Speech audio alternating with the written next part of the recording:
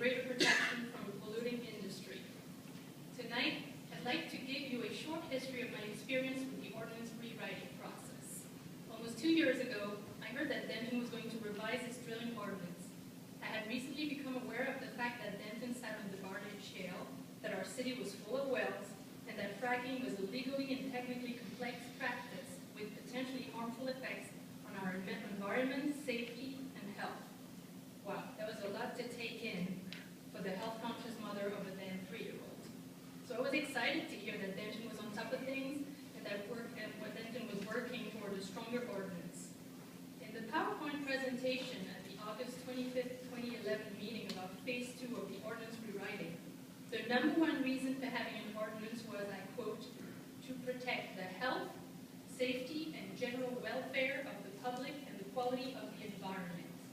That was encouraging. The presentation went on to list topics of discussion of what could be envisaged in Phase 2. These suggestions included vapor recovery, air quality monitoring, water quality monitoring, prohibition of flaring, chemical-free fracking, prohibition of compressor stations, collection stations, tank farms, and land farms within the corporate city limits. Those were some of the improvements that the city considered making back in 2011. How many of these are included in the version of the ordinance we're looking at tonight? None. Why? Because it seems that the city is afraid to impose stronger regulations on the industry. Would this have anything to do with the fact that City Council seems to have received most of its information from industry representatives and lawyers? Would this have anything to do with the fact that the drilling task force was dominated by industry-friendly members? Would this have anything to do with the fact that, with the exception of Councilman Roden and Councilman Engelbrecht, I have never seen any of you at the DAG information meetings, which included presentations by scientists, attorneys, economists, environmentalists, and even the mayor of the municipality that had encountered major issues with fracking. Of course, it had everything to do with it. Why else would other cities in the Barnett Shale be able to impose much tougher regulations on the gas industry? Their jurisdiction is just as limited as yours, yet they have listened to their citizens and they have crafted good, strong ordinances.